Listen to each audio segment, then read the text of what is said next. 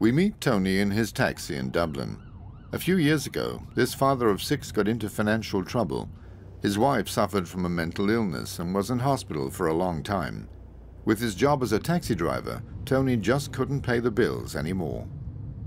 Gradually, the expense of bringing up 6 children on my own wore me down financially, and I began to slip into debt, something which we weren't used to because prior to my wife's illness, everything had been, as I say, normal enough. The bills came and you complained about them, but you eventually get to pay them. But they started to build up, and my big problem was that I kind of buried my head in the sand a little bit and didn't acknowledge they were there sometimes. With the bills just stacking up, Tony realized he needed help. Through a newspaper ad, he learnt about the Money Advice and Budgeting Service, a free, independent and confidential service for people who are in debt or at risk of getting into debt. It has 51 offices nationwide where people can get face-to-face advice. MABS also runs a free national helpline.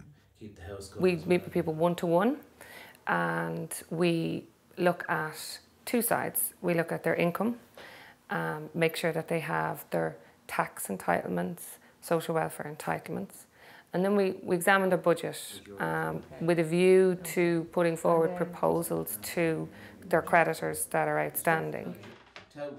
The goal is to get people out of debt and teach them the skills to make their own budget.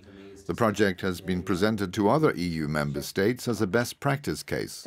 In 2009, almost 23,000 people received help from the service. This year, up to now, the number has increased by 10%.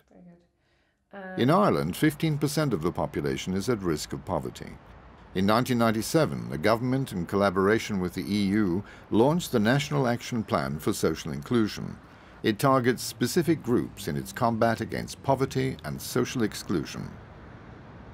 And those targets prioritise the most vulnerable groups in Irish society. Children who are in larger families, children whose parents don't have access to the labour force, older people.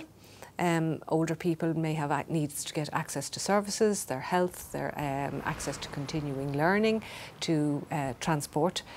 They're the issues that arise for them. And then within people who are of working age, what we need for, particularly for people who are most vulnerable, people with disabilities, good quality jobs and good progression routes.